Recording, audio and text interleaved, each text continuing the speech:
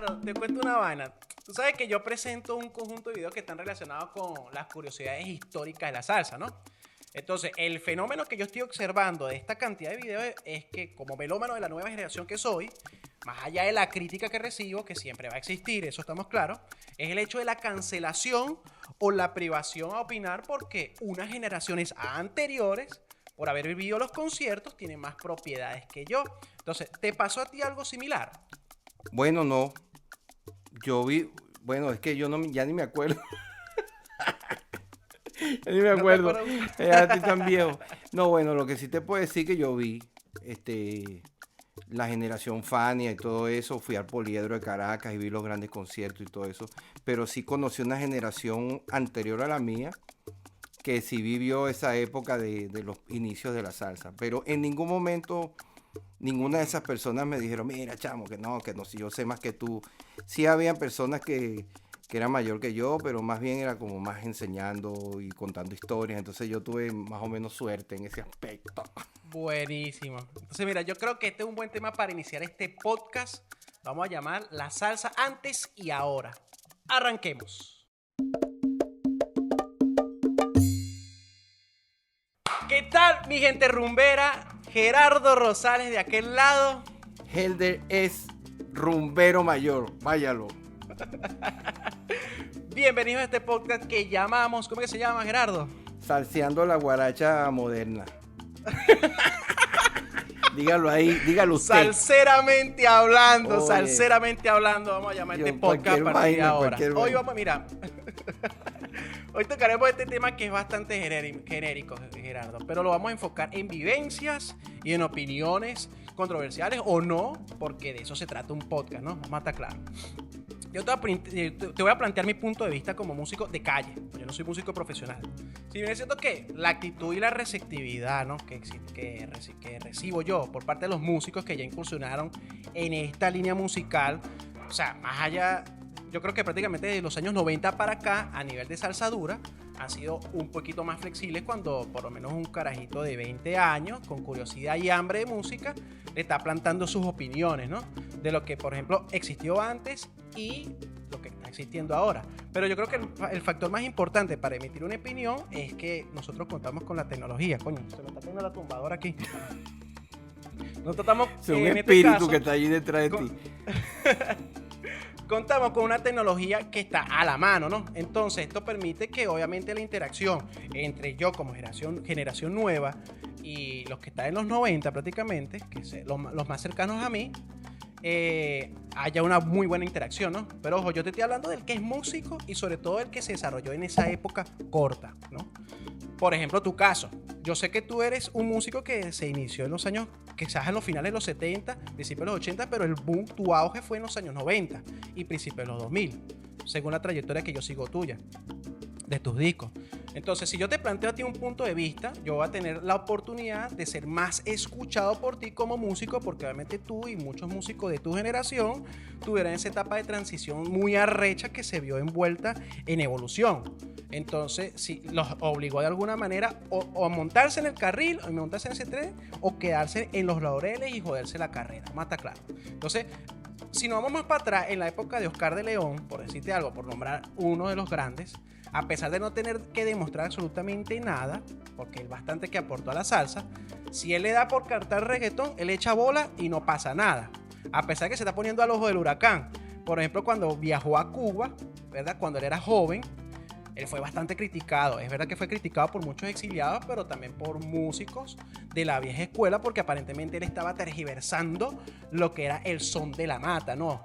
El son cubano. Pero por supuesto en aquel entonces, más allá de una transición y una evolución, que es la que estamos viviendo nosotros, yo creo que se estaba desarrollando era la supervivencia del género, en este caso. Entonces, y el factor también importante es que no existía mucha tecnología. Entonces, un músico joven de aquella época, si no tenía el recorrido o no estaba involucrado en la colección de material, era fácilmente rechazado y las opiniones también eran rechazadas. Pero igual, el músico con recorrido, no sé si en su mayoría, pues era menos arrogante, por lo menos el que me tocó a mí. Pero claro, ya esto es una especulación. Entonces yo te estoy formulando a ti este punto de vista musical. En los 80 también pasó lo mismo. O sea, ¿tuvo que haber existido una transición parecida o no? Bueno, mira, esa pregunta es demasiado larga. Bueno, pero eso es un punto de vista, una pregunta, un interrogatorio. Bueno, bueno, ahora me toca a mí. Ya yo te escuché. Ok, ahora me toca a mí. Date con bueno, todo. Vale. Oye, estás hablando de los 70, musical, estás hablando de los 60, los 70, los 80, los 90. Bueno, nosotros hemos visto la evolución, en el caso mío, que tengo 56 años, he visto la evolución de la música. Primero de la época del vinil y el cassette, a ver la televisión en blanco y negro. Cuando estábamos empezando a tocar, veíamos la televisión en blanco y negro y ese programa duraba aproximadamente 4 minutos. Para decir algo, veíamos De Fiesta con Venevisión y venía la típica 73 y tenías que ver 4 minutos el tipo tocando allí. Tenías que ver que si la Fania, la Dimensión Latina en televisión. Te estoy hablando cuando yo era chamo, principio de los 70. Entonces, digamos que todo ese desarrollo mío como salsero comenzó en los 70, porque el mundo de la Fania y de la salsa comenzó en los 70. Nací en los 60, viví toda la parte de los 70, más que todo como chamo, viendo los canales de televisión, escuchando la radio, todo eso. Entonces, comprando LPs de vinil, cassette. Después llegan los 80 y ya yo estoy ya con 20 y pico de años. Ya había, digamos que en los 70 aprendido a tocar como el básico. Pero es en los 80 donde yo me empiezo a relacionar y a empezar a trabajar como músico profesional, principios de los 80. Y ya estaba empezando la época de la digitalización de la música. Entonces todos esos cambios, te digo, tecnológicos, los he vivido. Los años 80, los años 90, los años todo eso. Pero con respecto a los cambios de la música y de la actitud del público y de los músicos, yo empecé a vivir y a ver conflictos en los años 80. Porque en el caso mío, que a mí me gustó la salsa dura y que me crié en eso, en los años 80 eso bajó.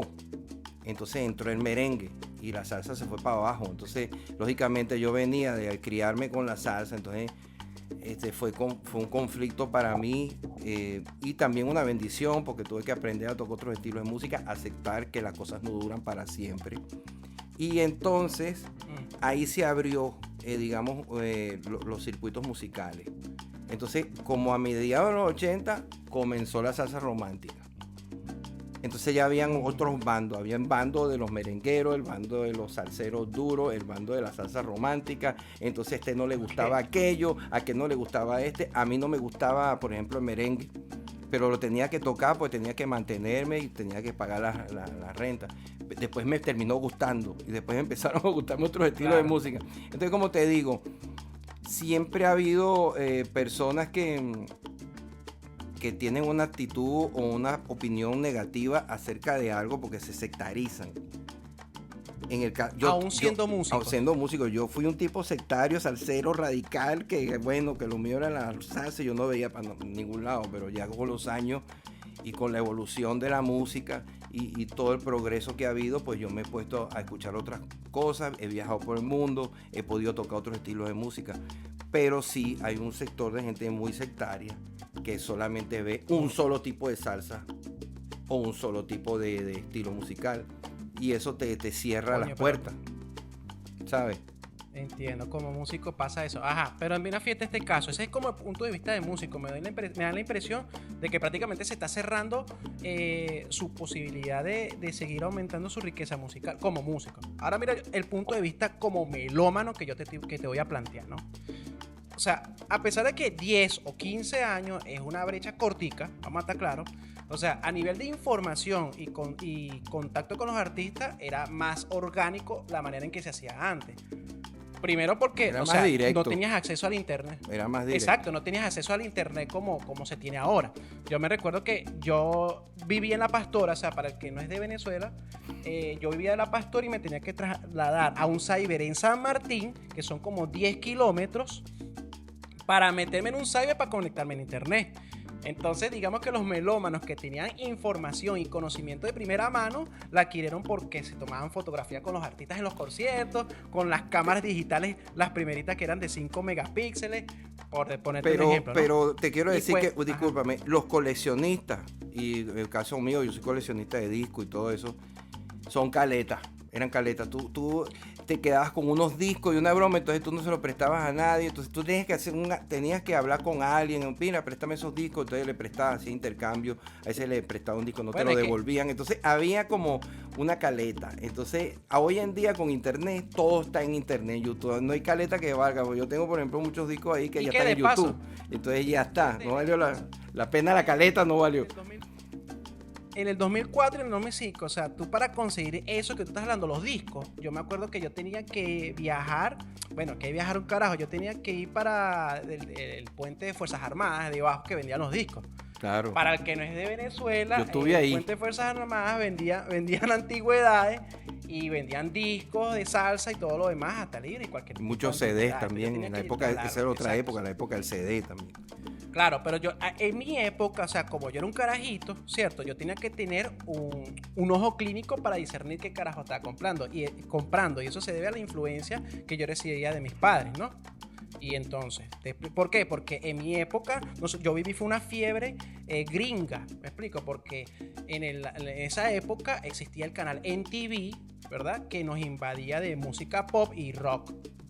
Rap metal, ¿no? Te estoy hablando de Limp Bizkit, Korn, Britney Spears, ya, no sigan nombrándolo. ¿Entiendes? Porque, exacto, no, porque es que el reggaetón ni siquiera existía en ese momento, porque el reggaetón pegó en Venezuela en el 2004 con la gasolina. Entonces, pero también había una comunidad de carajitos como yo, que a pesar de que nos tripeamos esa moda, pero eran salseros. Y esos géneros musicales, exactamente, nos dedicamos a la salsa también. Y es bonito. Entonces, porque vean los jóvenes que se interesen por la salsa, eso es chévere. Quiero decirte algo, nosotros nos dimos cuenta allá en Venezuela que había un sector social que oía, la gente del barrio oía la salsa dura y la gente del este no escuchaba salsa. Todavía eso, los rockeros y tal, y entonces no, que esa salsa, esa música ahí chimba. Pero cuando llega Rubén Blades y Willy Colón, cambiaron el lenguaje. Claro, la salsa entonces entró la salsa a todos los niveles de la sociedad gracias a Willy Colón Rubén. Y yo recuerdo que algunos chamacos que estudiaban en la universidad, desde que yo, con amigos míos me decían, mira, ¿sabes que estoy escuchando ahora salsa? ¿Y que estás escuchando Rubén Blades y Willy Colón? Y yo dije, bueno, por lo menos se salvó esa alma, digo yo. Porque claro, yo tantos años que le decía, pero bueno, escucha Ismael Rivera, escucha a Tito Puente, a Rey Barreto, no me paraban bolas, y ellos estaban con su rock y su cosa. Y después, yo tengo una opinión de que la persona que empieza a escuchar a Willy Colón y Rubén Blades es porque ya está madurando. Entonces, así le decía, bueno, estás madurando porque estás escuchando salsa por fin. Y entonces, bueno, pero ve esa vaina creó un fenómeno, porque entonces, que tiene que ver con el concepto de melómano, ¿entiendes? Porque entonces ya se consideraban melómanos como que si eso fuera un doctorado. Y eso es una etiqueta que para la gente que se apasiona de la música, ¿verdad? Es un melómano. Y nosotros que nos apasionamos de la salsa somos salsómanos, ¿me entiendes? Y eso nos da pie a investigar cada detalle con la capacidad de discernir qué es correcto y qué no es, ¿entiendes? Y aquí es donde viene el error de los que son fanáticos desde los años 70, hablando como melómanos, ¿no? O sea, que tienen un sentido de pertenencia demasiado radical, sumado con la nostalgia, obviamente, ¿no? Entonces, esto vamos a estar claro que esto los lleva a una verdad que es subjetiva. Entonces creen que la opinión que se tiene o el concepto que ellos tienen es la verdad absoluta. Es decir, que eso dice ese carajito hablando acerca de Héctor Lavoe y de la salsa, que tiene que ese carajito que no sabe un coño, eso es lo que dicen. Pero es que lo que pasa es esto, que llegan el hecho de que hay una información que es infinita, ¿me entiendes? Porque existe el internet y entonces permite a los salseros millennials como yo poder refutar o aportar un criterio en cuanto a la salsa. Yo te quiero decir algo, por lo menos para mí es muy chévere que una persona como tú o la gente joven se acerquen a la salsa. De cualquier manera, porque esto es una cultura latina, o sea, nuestra cultura. Entonces, increíblemente, pues, muchas veces no les interesa. Bueno, con los años lo empiezan a aceptar, pero bueno, cuando tú ves que las nuevas generaciones se interesan por la historia de la música, Eso es interesante porque eso es un aporte que se le está dando una ventana nueva, histórica. Yo sí recuerdo en los años, en Venezuela, en los años 70, cuando había una radio que se llamaba Radio Aeropuerto, la emisora donde está el sabor, porque al principio era la Radio Tiempo, que ponían salsa, pero la Radio Aeropuerto fue la que reventó la salsa en Caracas.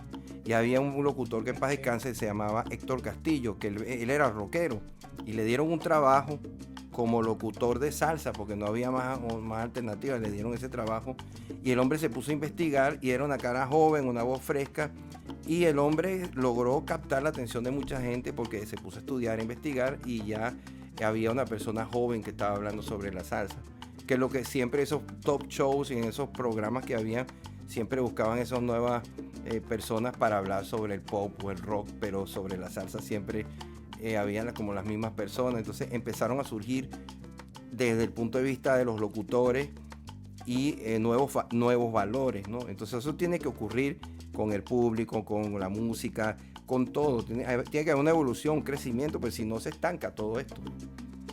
Está bien. Entonces tú me estás dando la razón que no tienes la necesidad de apilar 1000 discos en una repisa para hacerte acreedor del mérito del salsero del siglo. Bueno, te voy a decir algo. Me parece increíble. Yo conservo los discos, pero bueno, me agrada saber que están en YouTube y en Spotify y todo eso. Es más fácil. Andas tú, pones ahí a Marcolino Dimón, a Eddie Palmieri, que sea por ahí. Yo tengo los discos. Yo considero que el disco del vinil y el análogo es mucho mejor, superior a esto, pero el que no lo tiene, no lo tiene. Entonces, lo más importante es que la obra del músico tiene que seguir en cualquier formato.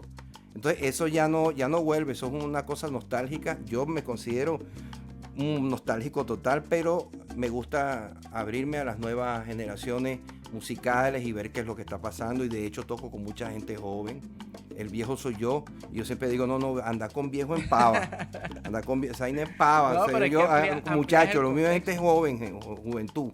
Entonces hay que evolucionar, hay que trabajar con la computadora, saber prender estas máquinas, adaptarse, porque yo no puedo vivir, en el caso mío, yo no puedo vivir de recuerdo, yo tengo que estar haciendo cosas, aunque soy muy nostálgico también, pero estoy haciendo cosas nuevas y escuchando nueva música. Es así, y mira, independientemente de si tú eres músico o eres melómano, si tú no amplías el contexto, simplemente eres un fanático radical. Entonces, primero que pierdes riqueza musical y no tienes fuerza en los argumentos. Bueno, pero a ver, vaya usted a saber lo que la gente piensa, porque uno no es monedita de oro para caerle bien a todo el mundo. Yo sí considero que el saber de música y el ser melómano y el ser músico son cosas distintas. Yo en primer lugar me considero músico. Si a mí me llaman, mira Gerardo, que tengo una vaina de reggaetón, vamos para allá. ¿Cuánto me vas a pagar? Tanto, bueno, vámonos. Si es una vaina de salsa, hasta la hago gratis, porque es mi música, es la rumba que a mí me gusta. Pero entonces, ¿cómo te digo? A nivel de músico, tocar un instrumento es algo que se aprende con una técnica, pero la cultura musical se adquiere escuchando los discos, comprando los discos, investigando, leyendo los libros. Entonces, en el caso mío, yo tuve una cultura musical gracias a que fui coleccionista y melómano. Yo me considero salsero, melómano, pero por otro lado soy músico, pero yo no hago que mi parte salsera radical afecte a mi parte como músico, porque yo tengo que vivir de la música y estoy al servicio de la música. Ahora, cuando soy el melómano, soy salsero y me gusta la música de los 70 y me vacilo todas las rumbas, pero me gusta tanto grabar mis cosas como escuchar cosas que otra gente han grabado. Por ejemplo, te voy a nombrar un caso de un disco que yo estoy oyendo que se llama Calle Maestra. Bien. Calle Maestra, me gusta el sonido del grupo, grabaron análogo, hay una cantera de músicos de experiencia allí. Entonces ellos han logrado ese sonido de la salsa dura, pero lo han modernizado un poquito, le metieron batería, tremendos arreglos. El señor Aguirre, el director, que es el mismo director del grupo Nietzsche. Eso es un trabajo tremendo. Y yo no veo que eso tenga mucha difusión, ni le paren como mucha bola. pero yo creo que eso es un trabajo tremendo, que han logrado combinar el sonido de la salsa dura con la parte nueva y con buenos videos, pues tienen unos videos, una gente bailando en Cali y tal, entonces es algo fresco. Para que tú veas. Entonces, esas son cosas que a mí, yo considero un trabajo como ese, me da esperanza de que la música siga evolucionando. Hay muchas bandas nuevas de salsa que están haciendo tremenda música, pero no tuvieron, no tienen la difusión que tuvo en su momento la Fania, para decir algo. Porque eso era una cosa, una organización gigante que tenía mucho poder. Entonces, hoy en día ya no hay ese poder, porque todos somos productores independientes y los músicos tienen que poner por sí mismos la música allí. Entonces, hoy en día sí, los músicos necesitan mucho apoyo y mucha vista, pero si los nostálgicos siguen pegados al pasado, pues es muy difícil evolucionar. Y mira, es que como tú lo dices, mira, y para cerrar ya el primer capítulo, como la primera entrega, el primer capítulo, como lo quieran llamar, la salsa, en realidad, en lo que nosotros nos respecta, es que no hay temas malos. Vamos a estar claros. Hay simplemente temas que no te gustan. Sonará simple, pero es así. Sí, es verdad que hay temas de salsa que son una cagada en cuanto a arreglos y conceptos, ¿verdad? Porque los hay. Sin embargo, tienen su público y su culto, ¿ves? Vamos a estar claros. Porque a veces esos cultos, como hay películas de cultos, que son películas malas, pero son de culto, ven algo que otros salseros no ven. O sea, voy a poner un caso que no es que sea un grupo malo, no quiero tener problemas con nadie, pero por ejemplo, la Orquesta Narváez, yo no soy fanático de ellos, pero no hay que negar que es una banda de culto. Porque los que les gusta esta banda escuchan más allá que lo que otros salseros que les gusta Willy Colón no ven. Por ejemplo, yo soy fanático, pero enfermizo del Conjunto Libre. Y quizás el que disfruta el sonido matancero, o por ejemplo la sonora matancera, no se tripea, no se vacila lo que yo me vacilo. Eso es como Libre. Y viceversa, yo no soy fanático de la sonora matancera, pero no quiere decir que sea eso malo, es lo que dijo. porque al final de cuentas, y déjame cerrar la idea, sí, ¿verdad? Para que cierres tú. La música y la salsa, hablando de la salsa, se trata de sentimientos, ¿entiendes? Y la música en general lo que pretende es moverte los sentimientos.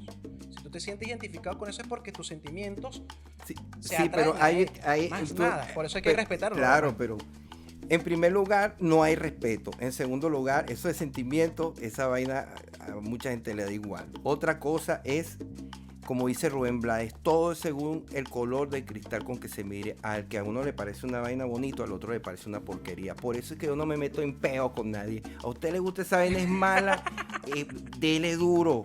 Está desafinado los trombones, están desconectados, el cantante está cruzado, el disco vale 850 euros y tú lo tienes porque nadie lo tiene, pero el disco es una cagada.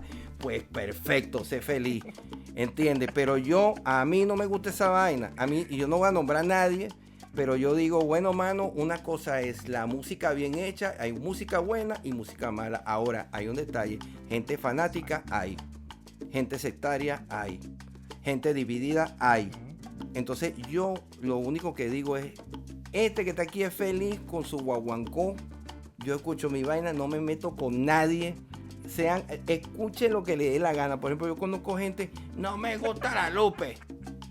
Bueno, no te gusta la Lupe, a mí me gusta la Lupe. Se quitaba los zapatos, le metía un taconazo a uno en la cabeza. Bueno, perfecto, la Lupe. Bueno, ¿qué voy a hacer yo? No voy a convencerlo. Entonces, esto es lo que hay. Y así nos vamos. Vámonos para el coño. Vámonos para el monte. Chao, chamo. Bueno, este fue nuestro primer podcast. Espero que se lo vacilen. Suscríbanse. Comenten qué tipo de tópicos quieren que tratemos con respecto a la salsa, que aquí estamos para servirles. Gerardo Rosales por aquel lado. Helder ese rumbero. Nos vemos. Aquí está nuestro Instagram, nuestra cuestión. Y chao. Chao. Despídete, Gerardo. Chao, pescado.